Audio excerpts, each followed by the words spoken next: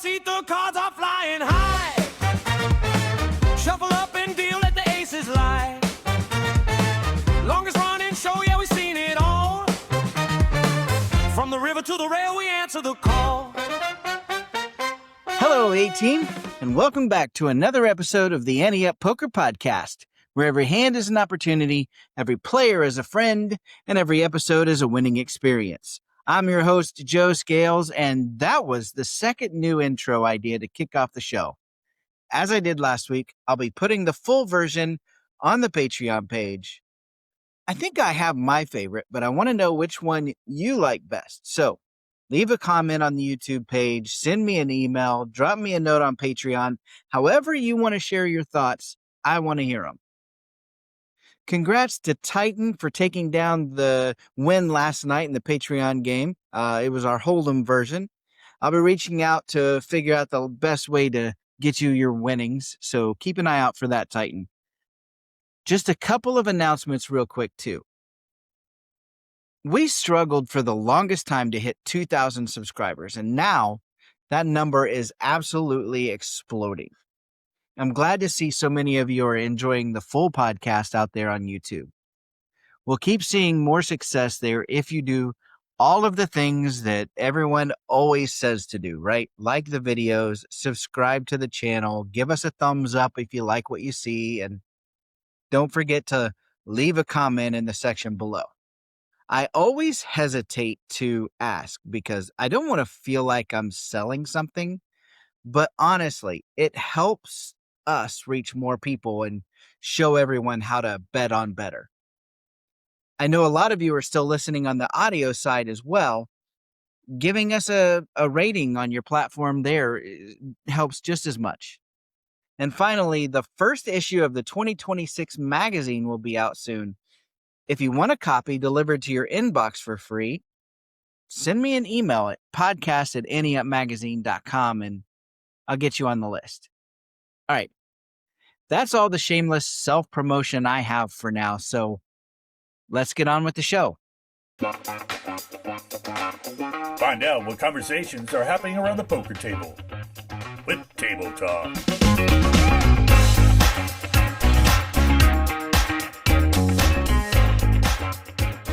Elle and I are back around the poker table. Where I can't stop getting hurt.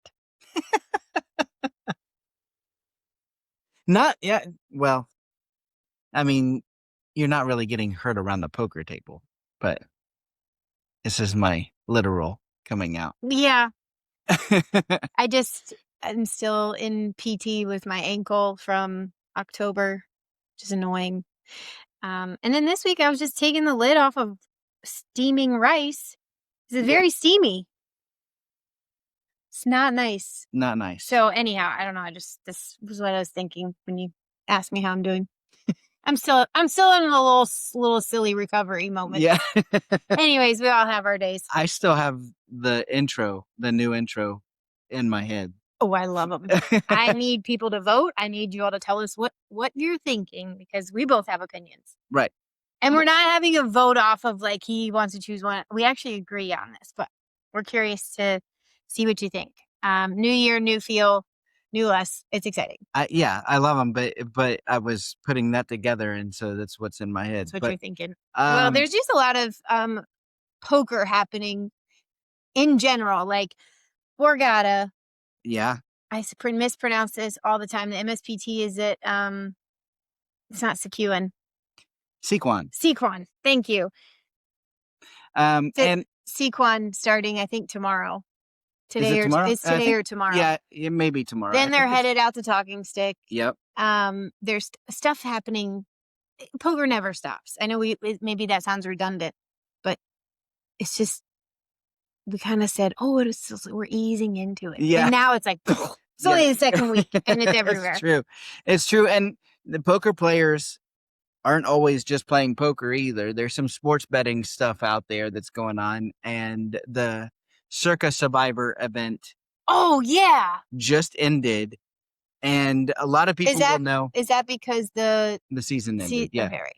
Yeah. So everybody that was left got to split the amount of money that it would be. I think there were 5 players left, Okay. I'm glad to know that it stops when the season's over because I didn't know if it included Super Bowl. I remember you explaining this to me when we were at a sports book Right. in It Vegas was at last Circa, summer, actually. and we were looking around, and I was like, "Okay, explain this." to Yeah. me." So So basically, the way it works is you pick a team each week, and your team blind. wins.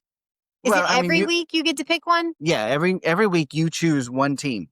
Oh. And if your team wins that you chose, you move on. If they don't, you're eliminated.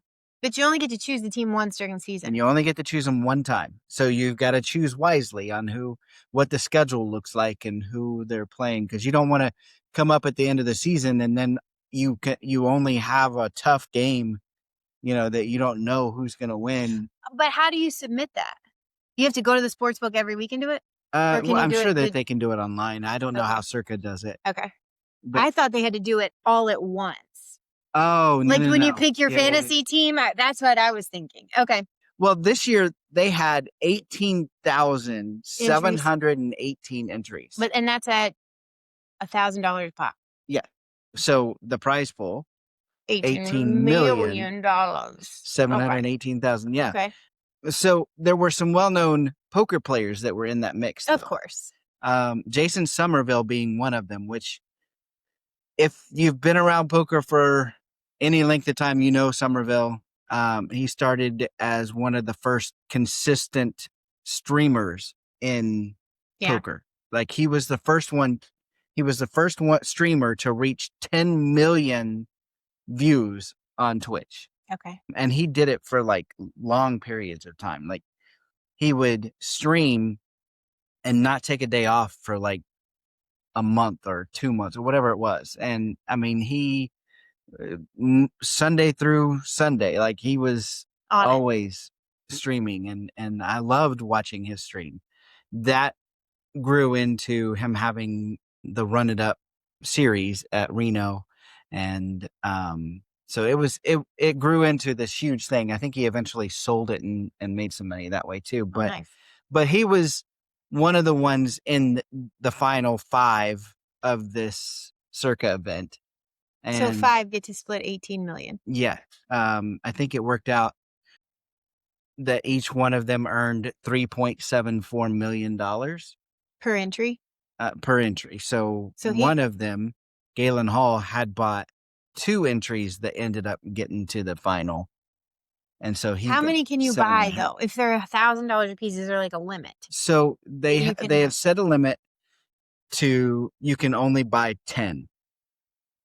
However, I was just going to say, this guy picked 1 in 10 out of all of those. he paid other people, kind of like bought their action. Ooh, found a loophole. So he which actually everybody always does. Somebody always does, I should say. He had reportedly, Okay. he had somewhere around 50 entries in this thing, Wow. which sparks some debate, as you can imagine, much like it does in poker. This is like re-entry tournaments, right? Yeah. Or firing multiple bullets. Ringing a bell. And we actually just talked about that, I think, last week. Yeah. Yeah. So there's quite the debate on whether he should have been able to do that or not. It's, the rich get richer kind of mentality. Wow. The advantage of somebody that has deeper pockets. So that is the big debate there. But There's still some skill. That means that if he did 50, let's just think about this for a second. If he had $50,000 in entries, I mean, he still made a great profit. oh, 100%. Yeah. But he's having to choose. Yeah. Or, I mean, obviously he didn't just go down all 50 and be like, these are the same choices. Right. So he had to work for that.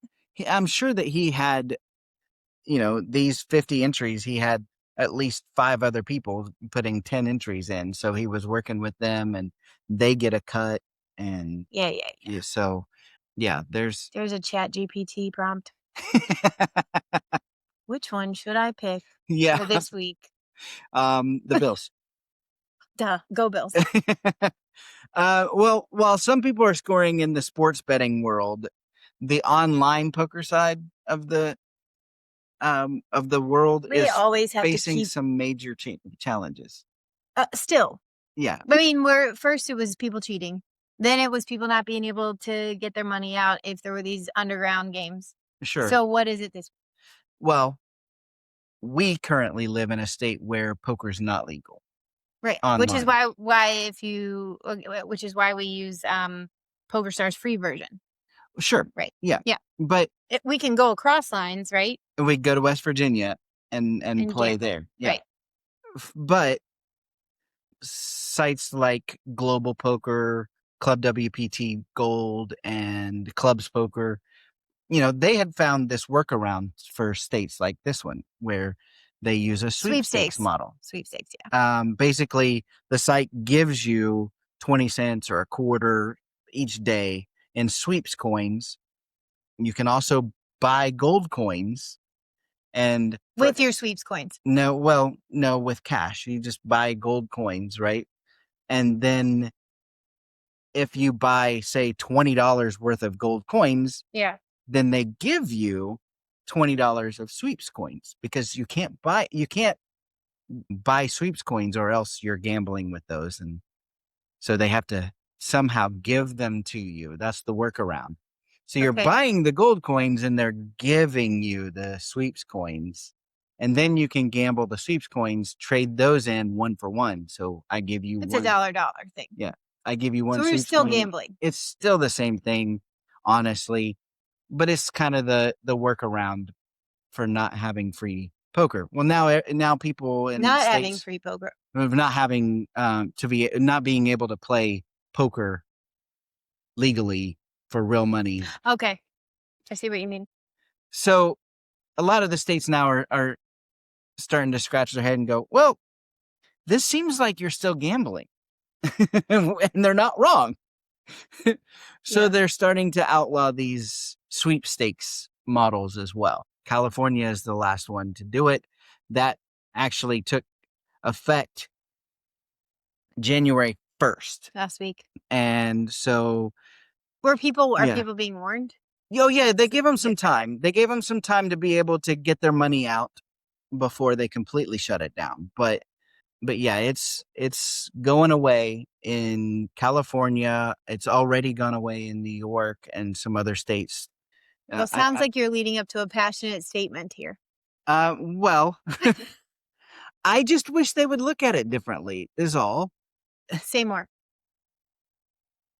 This is a perfect opportunity for them to see this model works and you can make money off of the taxes if you just Allowed it. allow online poker. You Right. allow sports betting, so you can bet on these circa events, Right. All day long. in our case, you can go on to you can go on DraftKings and you Right. can bet. Right. But they're saying that's more skill than playing poker, which I still to this day will never understand. I think this is an age-old moment in time of like, well, this thing's legal, but this thing isn't. Yeah, Right? yeah. Need people to present that data. I feel Wonder like if they there's have. not enough passionate people out there that are standing in front of representatives to say, if you allowed this, this is what it would actually equal in revenue. Because money does talk Sure. as far as I mean, that. And maybe they're seeing more with sports betting. Sports betting is wider. I don't know. Yeah. Just tossing those things out. Yeah, I mean there are, what did we say last night? Six states, I believe, that offer legal for money betting, It's only 6. online poker. There's only 6 states. Mm. But other states can look at that model and say, okay, well, are they making money? Are they not making money? The problem is each of those states doesn't want to interact with the other states. So like West Virginia doesn't want to Right. share any profit with New York, and New York doesn't want to share profit with Nevada, and blah blah blah. So yeah, it becomes some convoluted mess that way. But Well, I'm just glad we can still at least play free and host a Patreon game is all I'll say. Yes, which we Because had last I night. do enjoy them, and I think we had a somewhat of a smaller group last night. A little bit but smaller, yeah. I totally understand. I still feel like I'm getting back in the swing of things, and normally I'm not one of those people that's like, "What day is it?" But I mean, I thought Wednesday was Monday this week. So Yeah. I mean, yeah. it's just kind of one of those things. I know everybody's kind of get back in the swing of routine. Yeah. And maybe not everybody's back there yet, and we still have mixed game. We're gonna play Raz at the end of the month. But I'm so last excited night, about that one. me Yeah. too. But last night was really fun. We had 2 of the new players from the Good Karma seats. Yes, thank you so much for joining us, because I know Joe said he was gonna spin the wheel and email you, and I forgot to ask you about that. So I'm really glad that they were there. Yeah, and I also might have knocked one of you out, but sorry.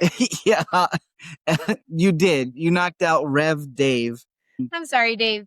And There were so many jokes cracked though, because we weren't really sure if you were a reverend or not. And then of course the whole like, you knocked the reverend out of the game, and I'm like, you got to "Lord." do Listen, some Hail Marys. No, that's not how that works. That is not how that works. Poker But game is not going to determine my fate. I But did reach out to him to ask if he was a true reverend. you did? I did. And he said Oh that my God.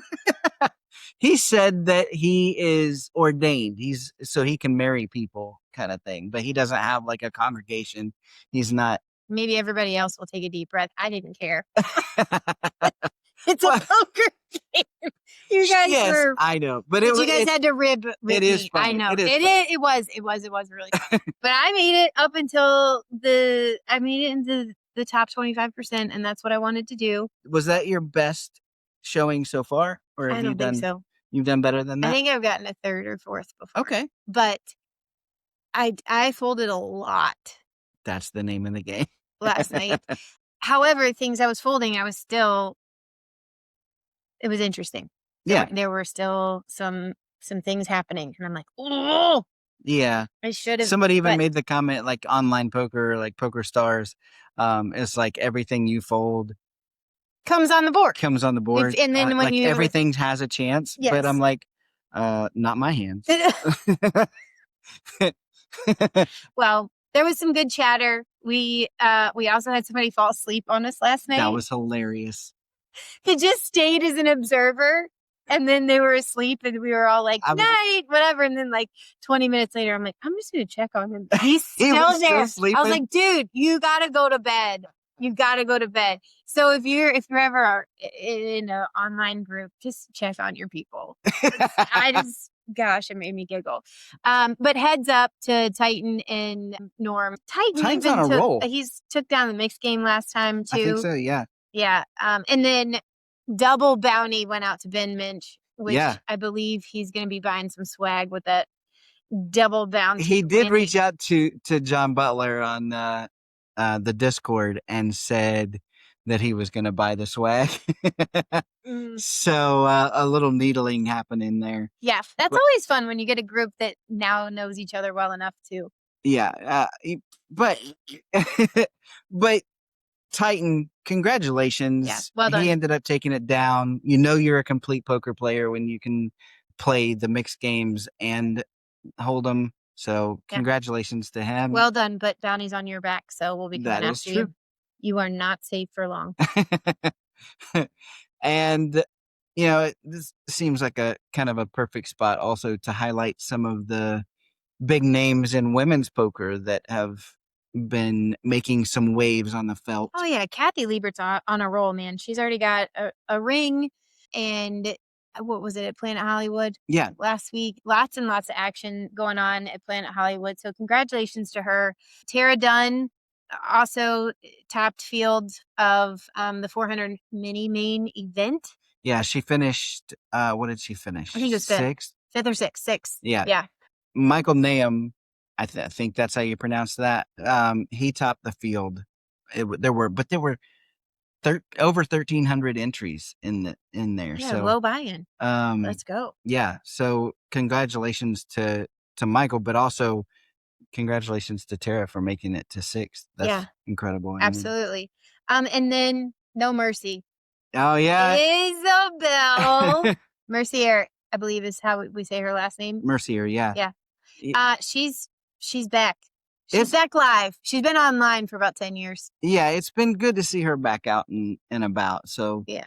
um She's coming back with a bang, I think. I right? remember watching her way back in the day. She was on a WPT ladies event. Mhm. And I think, and I could be wrong about this, but I think that is where Mike Sexton actually penned the No Mercy. So he would call Like her a nickname. Yeah, he would call her Isabel No Mercy Mercier. That's fun. I think that's where you she made got that. it when Yeah. the commentator gives you a When it, nickname. and it being Mike Sexton even more so. So Yeah. a true legend given a nickname like that. But she had deep runs in big events, WSOP, Right. EPT, like, in 2009. Mhm. I think that was probably her biggest score. Okay. And it sticks in my head because the event was Ante Up for Africa. Oh, cool. Yeah. That makes It was sense. an EPT Monte Carlo event, and Fun. I think she got over 260,000 euro for that. Nice. But I remember that one too because it had a lot of big final table names, big Mhm. names at the final table. Daniel Negreanu was there, Tony G was there, so she beat out some big names. Well, little sneak peek into this month's magazine, which is now back free, available to read to anyone. Little plug there. That'll be coming out this weekend or early next week. You're going to see some really cool stats on women's poker because Lupe Soto has some really awesome stuff. I mean, women's poker in the last 20 years has grown 700%. So that's why we like mentioning these ladies. They are killing it at the tables. And I know she's humble. She's not going to take a lot of credit, but a lot of that is due to Lupe. Yeah, She's 100%. done so much for the game. So, like I said, I know she'll be humble and she will be like women's poker, women's poker, women's poker. But she is the one. She for the longest time was the one out there really promoting the women's game. So And now paving the way for high stakes poker yeah, for women. yeah, So she's always building yeah, and exactly. always evolving and always growing. Yeah, and in general, this game brings us so many good feel good stories, right? Oh yeah, And you were telling me about a photographer the other day. yeah, it gives us some fun things to talk about. This photographer that you're talking about, I actually reached out to him. His name is Jess Beck. I reached out to him on social media because while he isn't a poker player, Well, he's capturing it well. I've yeah, seen a lot of his images. yeah, They're all over, right? he really seems to care about the game and the stories that come with it, right? Yeah. And yeah, he's a photographer and his main focus is poker. But that's kind of how I started finding him, and then I started reading some of his social media posts. And I was just super intrigued with the stories that he had to go along with these photos. One story in particular, I'm not going to go through the whole story. I'll let you guys find it and and read it. But Was this about Ari? Yeah, it was Oh where my gosh. his first meeting with Ari. Amazing. It's absolutely amazing. And I hope he captured Ari's face. Right. It's all I'm going to say. Jess, I really hope you got that on your camera roll. Because, Yeah, because I can only imagine Ari after you ask him this question, like, what is happening right now? But to Jess's credit, it was late, meaning early in the morning. 3 a.m. Yeah. Anyways, we're spoiler alert. Just check it out. Maybe we can get him to talk more about it. Maybe we'll have him in the magazine or something like that. That'd That be would cool. Fun. See what happens. But we are in 2026 now, working hard, coming up with tour dates, and we can officially say we are going to be at Gila River, Lone Butte, March 18th through the 23rd, possibly if we need a last if we need date. that last day, yeah. And more to come, but there is definitely a main event, possibly other events. There are tons of satellites. We're getting the finalized information on satellites, so check that out in the magazine coming up. And then we'll also be posting that on our website to let you know where we're headed. So that is the first of many to come, but those are locked in dates, and we can officially say we will be in Arizona, Longview, Gila River. Yeah, that's Casino. exciting. It's going to be a Yeah. great time to be there too. Yeah. Everybody keeps telling us it's shoulder season. I don't know if that, like, it's supposed to be like their spring. Somebody explained that Like to you, their but I don't know. spring. Okay. Almost. Like our spring doesn't come till April, So May. you show your shoulders during I that don't- time? Maybe. Yeah. Somebody's going to have to explain that better to me. I don't know. I'm just excited to be in Arizona, and I can't wait. And Yeah, people are already super excited about coming. So Yeah. And because of all these dates that we're working on, I know we're going to be on the road a lot. We're going to be at the tables a lot. We're going to be, behind the scenes stuff a lot. So yeah, we promised ourselves that we're Yes. going to work hard at nutrition. eating better. Yeah. But we're not going to have a lot of time and energy to do that. And that's where Factor Meals comes in. Let me just tell you, no recipes, no meal prep, 2 minutes, real food done. And it's legit. Yeah. It is absolutely legit. I tried Factor Meals years ago, and I'm so glad to be bringing them back into the rotation for us, because we talk about all the time we feel like we're failing at eating healthy, but really it's like that. We just fail at making time, right? There's not enough hours to do everything we want to do. Yeah. And So on the weeks that it's an issue, or weeks that we know ahead, because you do have to order in advance, we know we're going to put a Factor order in for that week, because we know we're not going to lose out on lean proteins, Right. vegetables, things that are designed by a dietitian, which is really important to us to make sure that the things are balanced. And, yeah. all you got to do is heat them up 2 minutes. Yeah. And you said designed by a dietitian, but also they're prepared by an actual chef. Like, it's not Lean meatball in the cuisine. kitchen. Lean cuisine. That's what I'm thinking. Yeah. And that's actually, like, these are real meals that we would make on our own if we had the time during 100%, that week. yeah. So there's no refined sugars in it, no artificial sweeteners, which I'm allergic to, and no refined seed oils. Lots of people are starting to have allergies to these things and building up allergies. So you can be rest assured, guaranteed that those aren't going to be in there. And they have 100 different recipes that I they was rotate. just going to say, it's actually difficult for us to pick out our order. Yeah. Like we have to bargain with, if you get that, I'm going to get this. Yeah, or if I exactly. get this, then you're going to get that. And it's things like high protein, calorie smart. GLP-1 Yeah, they have ones for GLP-1 support. Now they have a new Muscle Pro collection for strength and recovery. And there's tons of salads, and there's breakfast. Yeah. There's tons and tons of breakfast. So whatever your goal is, like eating healthier, calorie counting, or management, if you want more protein, whatever you're looking at doing, food's fresh, not frozen, ready to go.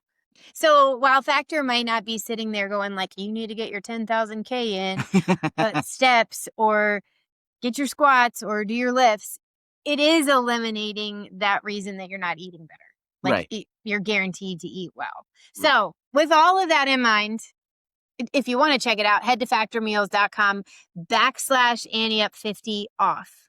Use the code. So you got to go to this site, and you got to use the code AntieUp50 off to get 50% off your first Factor box, plus a free breakfast for a year. Yeah. 1 year. It's only offered to new Factor customers with the code and qualifying auto-renewing subscription purchases. So make healthier eating easier with Factor. Yeah. So speaking of which, we've got some work to do for sure. Yeah. But as always, it's a pleasure being around the table with you. Likewise. Now it's time for Call the Floor with Elliot Schechter. Elliot Schechter joins us each week to say how he would rule on situations that come up in your games. And he's with us again this week. Elliot, how's it going? Oh, things going pretty nicely. We're doing all right out here. How you doing today? Good.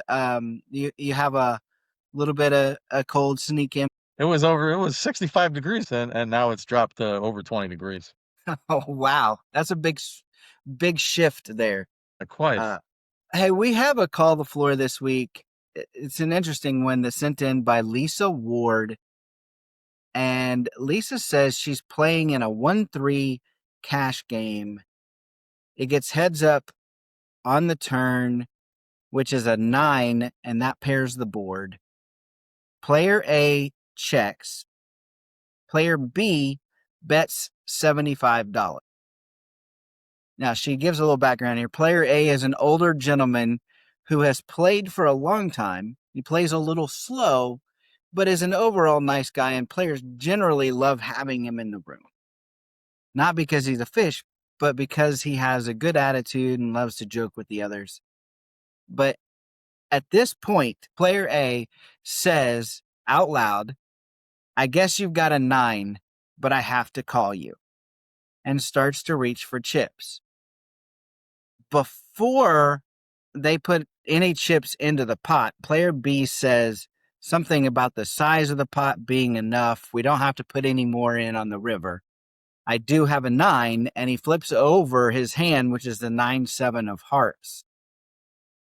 Player A now stops, thinks for a moment, and then says, "Well, if you're showing, I'm folding," and pulls his chips back.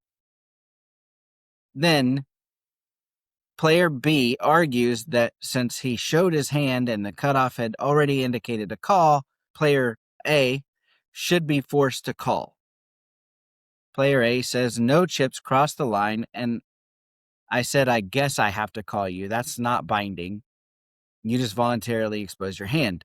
Now, floor is called, and he rules that the fold stands. He's under no obligation to call here. No chips were moved forward, and no clear call was offered up.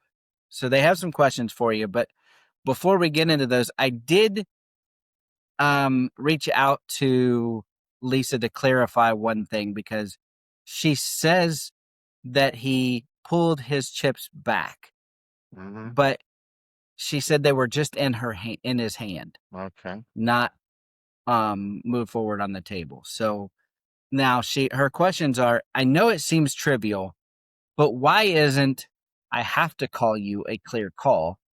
And would you rule the same? Then she goes into some ethics, which I think we'll address that at the very end. All right. That's fair. So first, how she says, "I know it seems trivial, but why isn't "I have to call you" a clear call in this case? Well, for the same reason that when you tell your partner at home, "I should take out the trash," and then you proceed to play video games. It's not particularly binding. It's one of the last bits of actual Hollywooding, so to speak, that is pretty acceptable. I think I should do something, or you probably have this, or we should do that. That doesn't say you're going to do something. It doesn't say, if he just would have said, "I call," that's much different than, "Well, I should call." I should call doesn't mean a whole lot. It carries no weight, no value, and no no implied action or explicit action. It's certainly one of the things that is that should be universally ruled as non-binding. It may not be 100% ethical, but that's the nature of the game. Yeah. I should do something doesn't mean you have to do something. B so far is the villain. They didn't wait for A to put their chips in the pot, which they should have done. They just assumed. And then goes on to offer a spot of collusion, saying, "Oh, well, let's just check it down the rest of the way if we put the chips in the pot." Well, that's not allowed either. So again, player B didn't protect their hand by waiting for the chips to make it to the pot, which you should do. If you're going to hold on to your cards to get the pot pushed to you, you need to wait out the player you're in the pot with actually putting the chips in the pot. They didn't do that. They didn't protect their hand. They offered a bit of collusion. Player B is not coming off too well right now. And it's not too hard to rule in favor of player A, who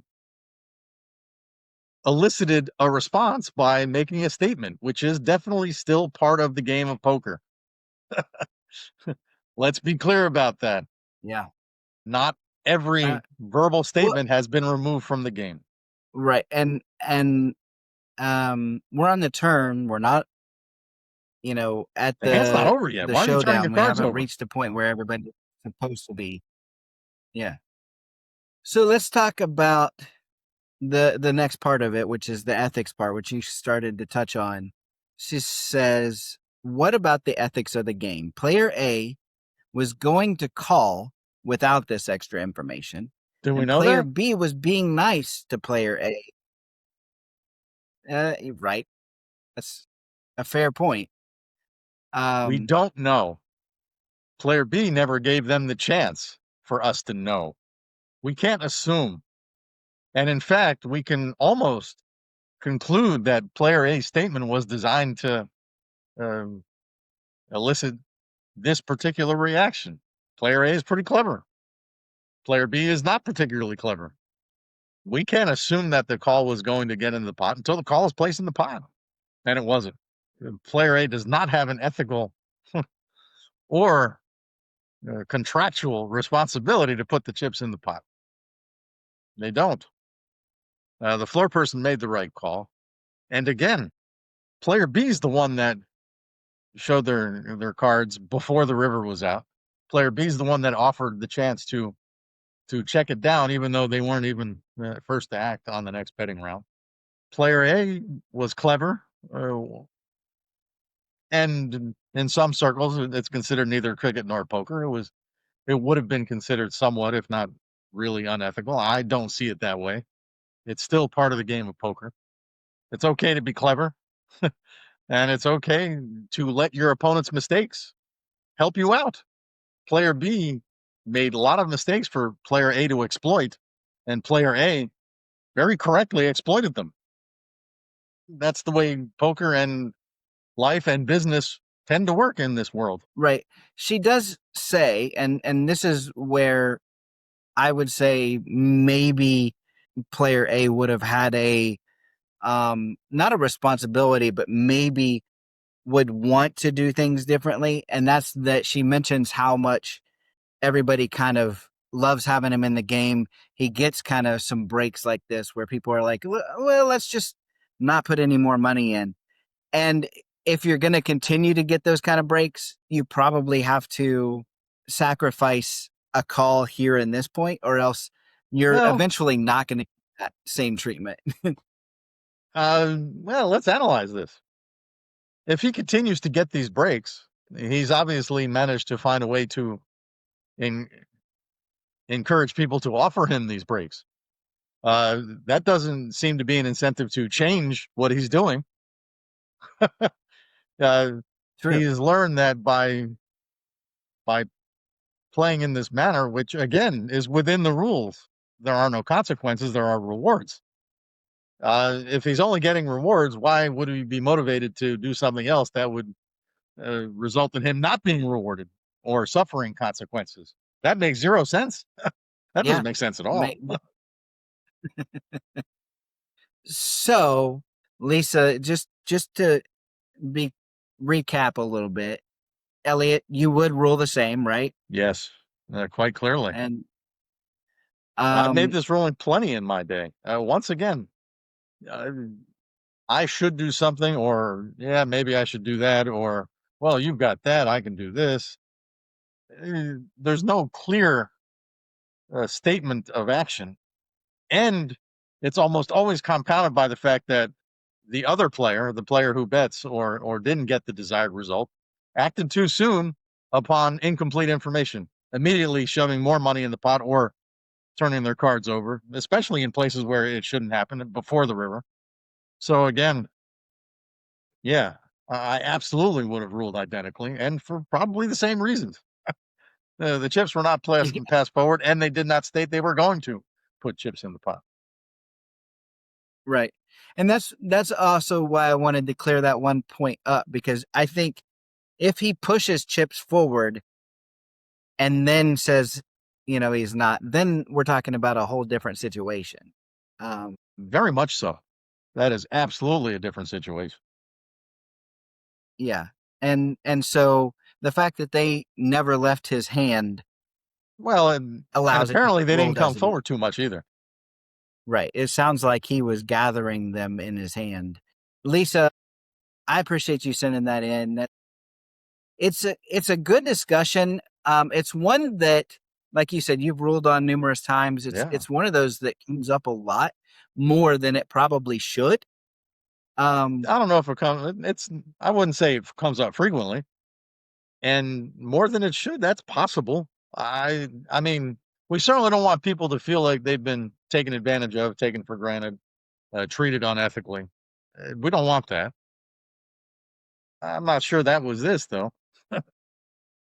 Well, when I say that, I mean somebody thinking that I guess I should call or I think I should do something, being They're a thinking out loud, binding. and again, Yeah, it's a good working assumption on the part of players to assume that their opponents are exceptionally impatient and will act rashly and without clearly uh, understanding what is going on. That has been borne out by the many trials and instances. So, yeah, yeah, yeah. if you're going to counteract things like this, I highly recommend being patient and waiting for the right things to happen. If you make a bet and your opponent starts reaching for something, don't do anything. Just wait. Try that and see how Essentially, it works. poker is a game of patience, and this is part of that. So, Well, when it's continue played well, to. it's usually a game of patience. I'll give you that. For a Yeah, lot of players, it's not a game of patience in any way, shape, or form. that is fair. That is fair. But also to that other point is don't do these things where you're like, well, let's just agree to not put money in the pot. Don't do Even if that ever. blanking, just do it. Don't talk about it. Don't whatever. Don't say, hey, let's just check it down. Don't do these things. It's not. It's against the rules of the game. So That is unethical. That is absolutely a form of collusion. It turns one on one or more, it turns two or more players at the table into a joint entry against the other players at the table. It's supposed to be an individual endeavor, every player for themselves. And that absolutely changes the dynamic and becomes cheating. right. Well, I do want to add. Lisa did mention that this is her favorite segment on the show. Well, So, thank you. I appreciate um, it. for being a part of that. And Lisa, thank you for sending that in. If anyone has a call the floor that they would like to know how Elliot would rule, send it to podcast@anteupmagazine.com. Elliot, thank you for joining us another week, starting off the new year right. And we'll see you next week. Absolutely. Happy New Year. Let's break it down with Hand of the Week. Welcome to Hand of the Week, where Patrick, our resident fish, and I dive into listener submitted hands. Each week, we tackle everything from questionable bluffs to hero calls and the hands that make you scratch your head. Whether you're looking for strategy tips or you just want to see if you would have played it any better, we've got you covered. Patrick, have you moved on to baseball already? You know, Patriots are, for a better lack of a better term, kicking butt in the AFC East. So we'll see how that goes. Congratulations, by the way. Yeah, I appreciate that. It's going well. We shall see. We don't know how it's going to finish up as far as the end of the year and who we're going to face. You guys are still out there. So we'll see how the last little bit shakes out. Yeah, but you want to feel old?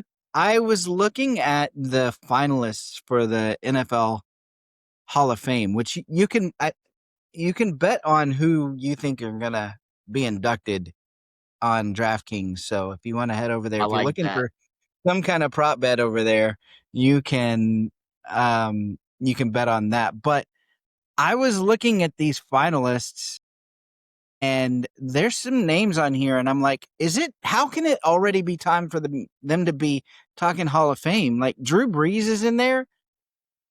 Uh, Eli Manning is in there. Gosh, I remember when those guys got drafted. Larry Fitzgerald, Frank Gore, Terrell Suggs. Man, what a list. Yeah. I mean, there's going to be how many can be Jason Witten's in there, by the way. How many can be inducted into the Hall of Fame? I think it's like an average. Well, not an average, but I think they generally do like 4 to 8 a year, depending. I mean, hell, every name you just said could be in. So there's 8 right there. Yeah. But yeah, I think it's generally 4 to 8 a year is what I saw. Okay. I don't know. I don't even know. I guess before I put a bet in on DraftKings, I should probably know how the voting works, because I don't know how you determine which ones are going in. I had assumed that you have to have a certain percentage of the votes from those that I would imagine can so. Take a look vote. at those guys. I mean, just so the ones, I got to think, Eli or Jason Witten. I mean, Jason Witten is what, top 5 tight end ever. He's got to be a first ballot Hall of Famer. I would think so. Listen, we're not giving advice. This is just personal preference. We'll go to DraftKings after we get done recording, Joe. Yeah. Hey, by the way, all of this talk about me being cold, suffering, whatever, you just have somebody buy you one of these things here where you can heat up while you're it's a What heated is that? vest. It's a heated vest.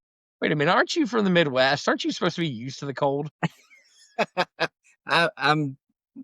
No, cold is not my thing. I mean, a I team that I will not name out loud for, reasons that I dislike them, but there was that AFC Championship game. Was it last year or the year before? And there was, fans that were getting frostbite and losing fingers and, Yeah. toes because it was so cold. Yeah. That's dedication. It's That is true. stupidity. However, am not a big fan because I've had to be in it too much. Fair enough. That's pretty much what it is. When you get cold, it's harder to get warm, I think, than it is to cool off when you get hot. You and I might differ on that, but you and I are definitely different stature. Call me when it's 95 degrees and 95% humidity in Florida in the middle of June, and, you're in a suit. Yeah, no, count me out. I'll put on layer. Not your favorite. No, All not right, gonna happen.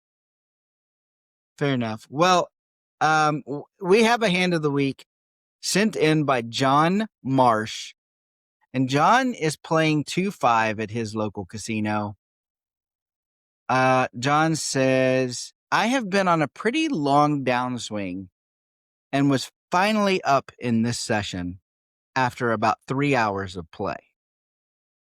I was finishing this last orbit and going to the cage to cash out my first winning session in months when this hand happened.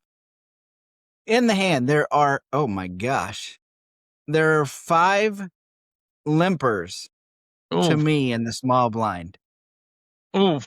And we are playing 8-handed. So we're in the small blind, we're 8-handed and 5 limpers. That, if I'm doing my math right, only one person folded, Wow. I think. And we have 2 red jacks. So the jack of hearts, jack of diamonds. I was literally just gonna say, just given that, I would have folded. But jacks, it's kinda hard to fold.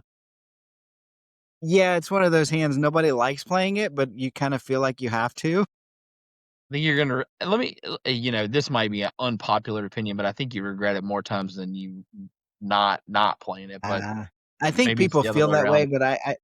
but jacks aren't going to lose any more than tens, aren't going to lose any more than queens, aren't going to lose any. I mean, it's a mindset thing, in my Well, opinion. my mindset is with 5 limpers and you're gonna play jacks, you need to go big. Well, you can go one of 2 ways here, right? I feel like you could just fold it, get it out of the way, which is too tight. You probably can't do that, but I would rather do that than just limp. Yeah. Or you can go, what? What? I'll let you throw out your number first before I throw out my number. 25, 30, Way too probably low. 30, 40. I'm thinking 75 or 80. Like, Um, yeah, and if we go 75 or 80, I still feel like we get a couple of callers. So I think you're probably due for at least a call if you go that high. I mean, yeah, yeah, and here's the other piece to this. He mentioned that he's booked a win at this point, but we right. don't know how much. We don't know what his stack is. He didn't mention what his stack is. If we assume that he bought in for the minimum 500 and maybe he has $200 or $300 win, so has like 700 or 800 in his stat. Yeah. If you put in the 75 or 80, you have to go in knowing we're putting some of that at risk. Yeah, So a decent amount of it, and that is something you gotta think about. I mean, if he's chalked it up to, "Hey, this is my last go round," maybe you do just lay him down and say, "Hey, I'm good." yeah, it is from a mindset standpoint. If John is feeling like, oh, after a couple months, I just need to book a win, then we get deep into this hand. Is that going to creep into his mind, right? Yeah. I know you shouldn't be playing that way, but when you're on a long downswing, you start thinking about things you shouldn't. And if that mindset is going to be the case, then maybe it's better to protect the win right now. Just fold and don't put another. You're in the small blind, so it's tough to say don't put another chip in here. But if that's going to be your mindset, that would be the way to go. We have to understand we're not going to get those early position folder or limpers to fold, more than likely. So we have to be okay with playing this hand through, because I would assume they limped with the intention to call some kind of raise. However, if we bet, we still get to kind of define their range, probably get a couple of folds. We're not playing against the whole field, Right. and reduces our chances of getting cracked by absolute garbage. So, Is it a yeah, terrible $80. mindset sitting here where John is right now, and instead of going really big to try to get as many out as possible, is the mindset of, somewhere in that, 30 to 50 range, 30 to 40 range, and if the flop doesn't give yourself a third jack, then be done with it? Then why raise? Then limp in, is that what you're getting at? Uh, yeah, Or why play at and all? yeah, exactly. That's more Yeah. of the point. See, I gotta Um, work on this whole mindset thing, because in this instance, like, my thought is, and this is gonna sound crazy, and you're not gonna like this, and our listeners are gonna blow this up. But if you're and I can't wait, bring it on. If you're at the end of the game and you're ready to be done, you've got yourself a win, you land jacks, you're in the small blind, you've got all those limpers already in front of you. Limp with them, don't risk any chips, see the flop, a jack comes on the board, and then start playing. Why not? is your idea to book a win, or is your idea to play optimal poker? Can't you do both? Yes, you can, but not by playing $30 on this with four Fair enough. limpers. I give you that one. But let's see what John did. John raises to $100, All right, he's definitely in the right mindset. He's going. but he still gets four callers. Ouch. He doesn't say what position any of the opponents are in, but we have four callers, meaning we got only the big blind probably and one limper to fold. Nice. And that means there's 505 in the pot, and the flop is 6 of clubs, 4 of hearts, 3 of spades. Again, maybe, and this is exactly why if I was in this position, I should fold. Should have folded already because now my mindset goes right back to, okay, well, I'm good, but I wouldn't have wanted to raise them. Yeah. See, I'm already feeling the heat from this hand. I got to turn this thing off.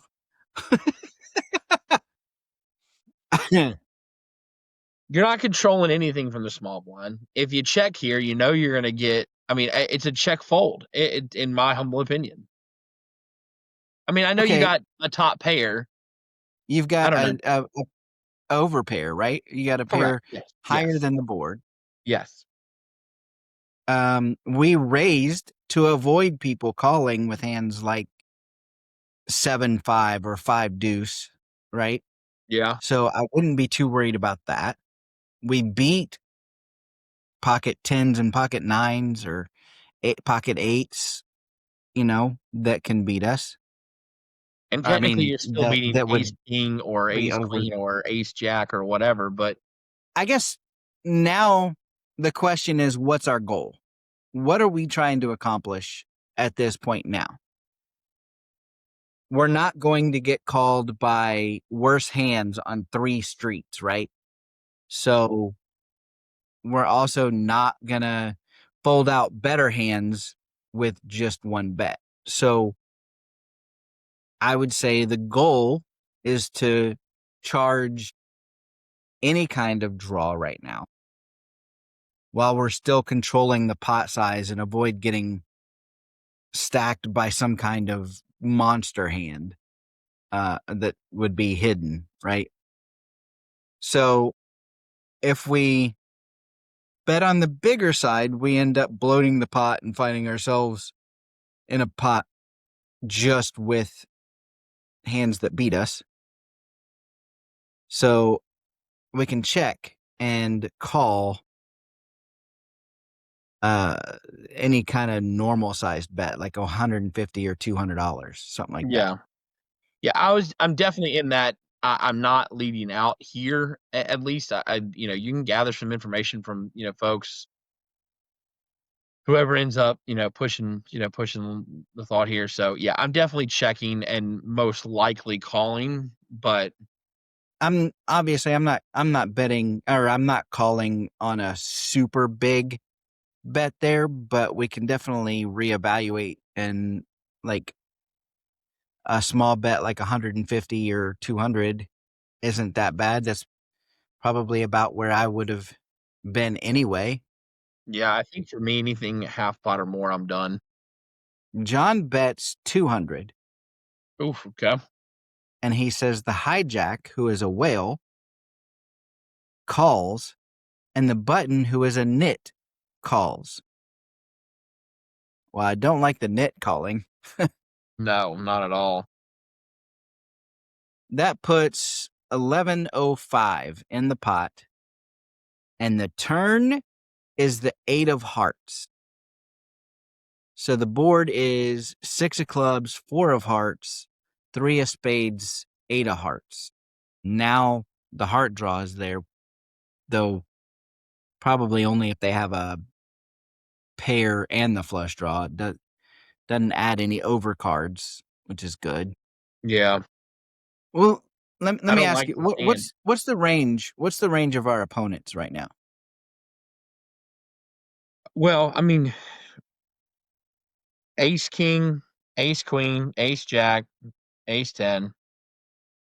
I mean, kings, queens, tens, nines are all there. They're all in that realm. I mean, I Yeah. really don't make someone on, five, Let's let's seven, and they got a flush. let's let's back it up to I mean, a just straight, our excuse me. let's back it up to just the whale in the hijack. By definition, he's going to be a little harder to narrow his range down because he's going to be Right, willing to chase just about anything, right? Then if you look at the nit, that one's way more scary, right? right. I mean, that's Because he called 100 pre, 200 on the flop multi-way on a 6-4-3 rainbow board. Yeah. So he could have sets. The Yeah, I mean, any of those sets, I mean, it's less likely, but the fact that he's, John's describing him as a nit, I mean, that's well within the range. If not, then I've got aces, kings, or queens, which in that case, I think we're beat at the Yeah, moment. I feel like he would have raised aces, kings, or queens pre. Probably. But again, if he's a nit, He's not maybe gonna no. wanna face he's not gonna wanna face 5 callers either with a big hand like that. True. So, the straight doesn't really make sense to me. No, it doesn't. Um, 2 pairs somehow, maybe because the price was right for him to call in position. He could have a pair worse than jacks, though. So, uh, I just I don't think we can bet again. We have to check here and see what shakes out from there. Yeah, Uh, if the whale bets and the nit folds, I think I can call. If the whale agreed. checks and the nit bets, I think I can fold. Yeah, yeah. And if both bet, or if the whale bets and the nit calls, I'm done. Yeah, I can let it go from there Yeah, I too. can let it go from there. Maybe I mean, yeah, just that nit calling is what makes it scary, right? Yeah. Um, John bets 500, which automatically means he had more in his stack than I thought. So I don't know how much he has, but more than I thought. The hijack folds and the button raises to 1,000 with 2,000 behind after the raise. That's not the way that was supposed to go. No, that is at no point what you were looking for. Oh, wow. So what beats us? Well, pocket sixes, fours, or threes, or eights. So sets.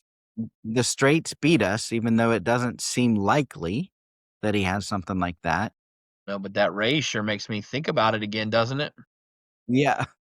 I mean, So then, right? yeah, I think that then raise you puts it start back, asking a you, nit player, and that raise makes it back in at least my frame of mind. I sure, you know, but that's going to lead you to the next follow up question, which is what do we beat? well, Not a um, lot, right? no, nines and tens, ace king, ace queen, ace jack, ace 10. Is And maybe some draws that are getting frisky in position. yeah, I mean,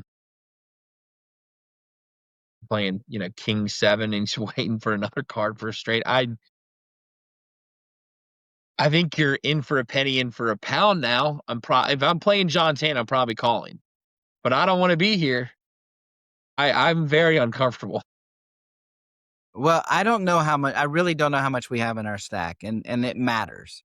It does. How much is in our stack matters in situations like this. But assuming we have enough for this to be a real decision, we have to fold. I think if we have enough behind to make it a decision.